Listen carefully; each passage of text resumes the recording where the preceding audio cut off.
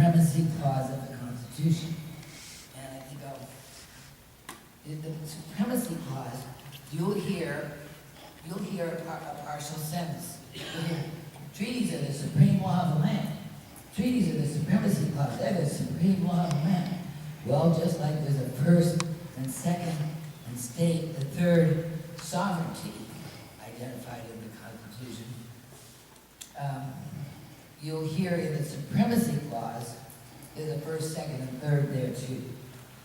The first is this Constitution, and the second is the laws of Congress, and the third is and treaties. First, second, third. Constitution, laws of Congress, treaties are plural, the supreme law of the land. If the treaties were the supreme law of the land, there could never have been an Indian Gaming Regulatory Act, there could never have been an Indian Reorganization Act, there could never have been an Indian Self-Determination Act, Indian Child Welfare Act. None of those acts of Congress could have occurred if treaties are the supreme law of the land. And look at what they would have lost. But they continue. You will hear some of the radicals, some of the Indian industry, I call it. You hear them talk about, oh, well, the treaties are the supreme law of the land. You better hope not. I mean, considering all the federal subsidies and all the benefits that Congress has thrown out to tribes, that's a very good thing for tribes. So, getting back to here in this zip code, and you people, some of my closest friends are enrolled Oneidas, and it's really, really important. One girl we have to leave here. I'm staying with another. But I'm called racist. But it's also very important. I mean, I'm called a lot of things. I'm called Nazi. I'm just called lots of names. You know, ask me if I care. You know, I really don't. But it's really, really important to understand the distinction that I have to make in my heart, and then I have to make it on paper or when I'm communicating. And that is my deep affection for American Indian history, rich, deep American Indian history, and Native American culture that is very, very separate from government decisions. My research, my voice, is focusing on these government decisions. You know? And my goal is that they all fall within the four corners of the U.S. Constitution. That's where I'm coming from. And tribal governments are not found in the Constitution. They just aren't. But you would never know from all the growth and the progress that tribal governments have made. I would be less upset about that if I saw the quality of life on Indian reservations, and I've been on 17 of them, live on one now. If I were to see the quality of life greatly improved in correspondence with the economic dollars coming from casinos, if I saw the tribal families truly benefiting and living a good life on some of these reservations out in the western states, I don't know what it is here, but the quality of life here on this reservation is remarkable in comparison to what it is in the West. If I thought for a minute that the quality of life was going to prosper from all the gaming, all the federal subsidies, that the tribal families would all have housing, the schools, if I thought that was working in any way, shape, or form for 150 years, I might think differently. But it's not working. It's not working for them. I'm currently at the Flathead representing 10 families whose children have been taken by the Indian Child Welfare, tribal child protective services. It seems that some of their agencies have low caseloads and need more funding, so they just bring their kids away from these families. And, or a tribal member would stand up in his meeting with his elected officials and disagree with them, and a few days later we get a knock at the door saying, "You're a bad person, we're taking your children. You're a bad parent, we're taking your children." One family I worked with had 3 daughters taken 3 years ago. They don't even know where they are. That's not, I would hope that's not happening here. But these are some of the issues that where the quality for American citizens, our fellow Indians, who don't have the 14th Amendment, who don't have civil rights, and who are entirely beholden to a government that says, well, we can't do this for you because we have to acquire land for 7 generations out. We can't do this, we have to get set land for 7 generations out. You know, me telling a grandchild, I can't buy you shoes today. I have to save money for 7 generations of your descendants. But that's the game. And the casino money, and the radical politics, and the control of some of our elected officials is the reason why.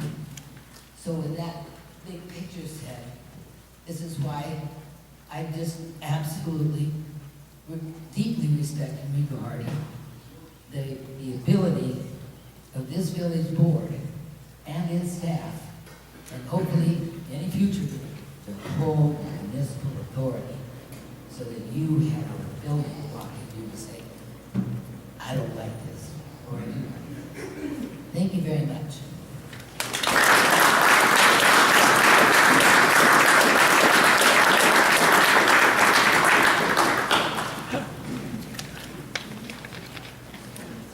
You paid rent till 9 o'clock.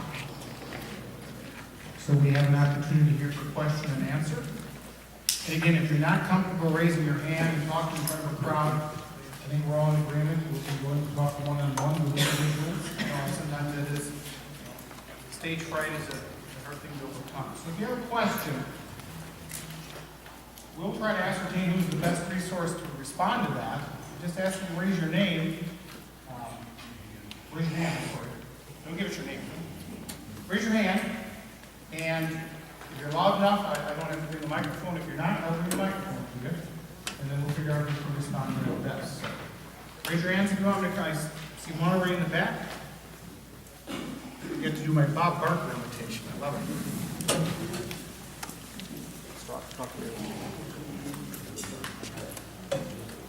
Good evening.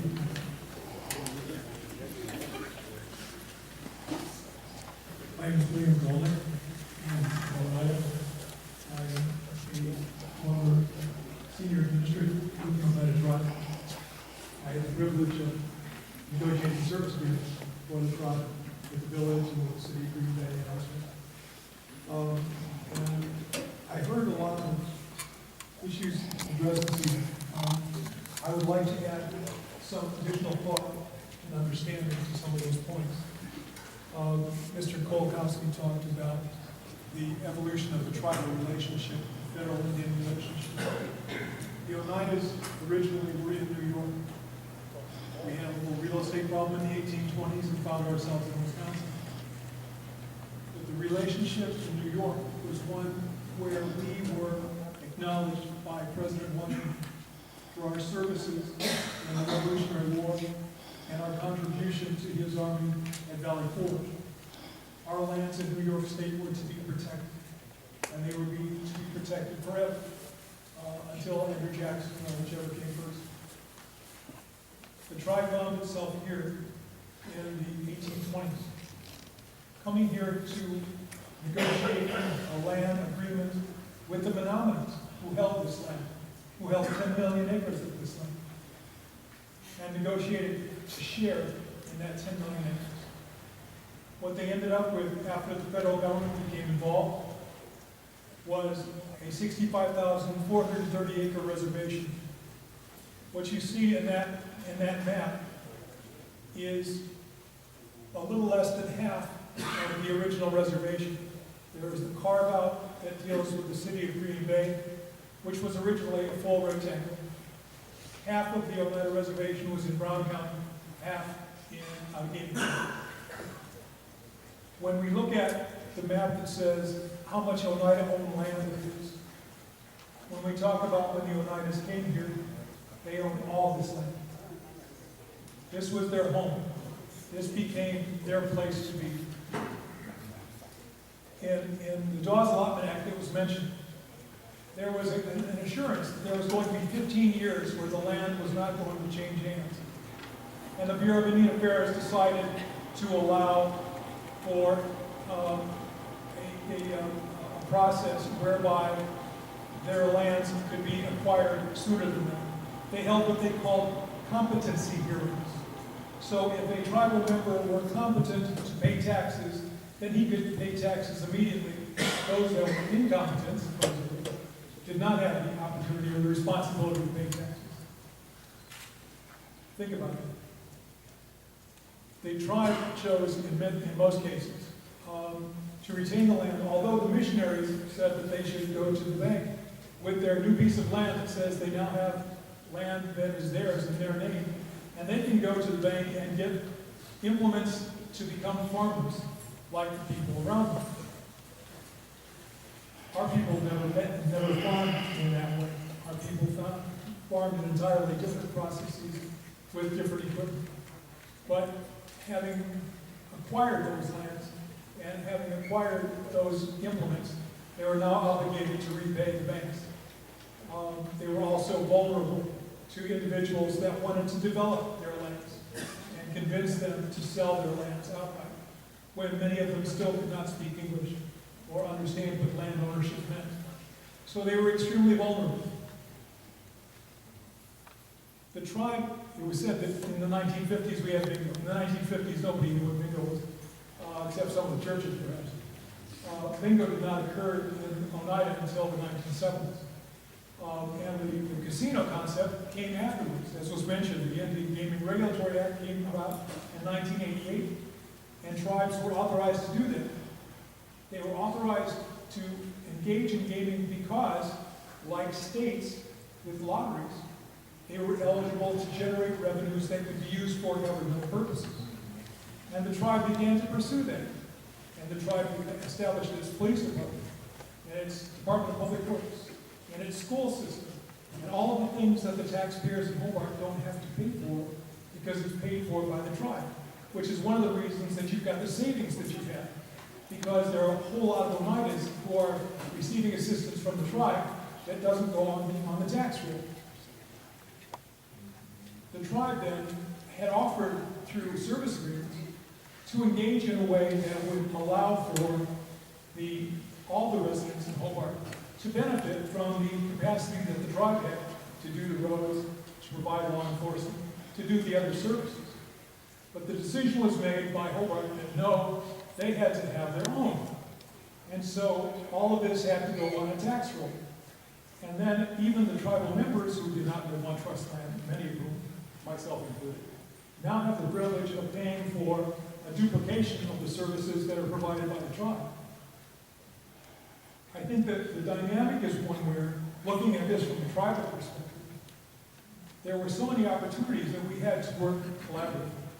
So many opportunities that we had to diminish cost on all sides, to do things together. But instead, we got into a situation where we had to play back and forth with cowboys and Indians.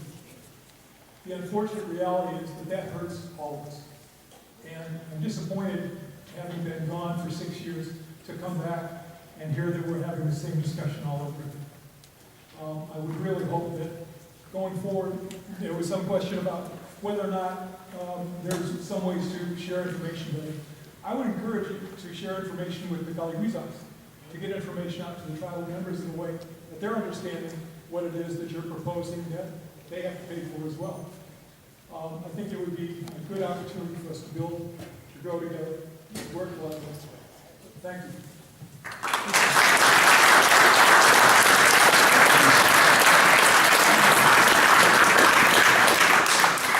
And we have the top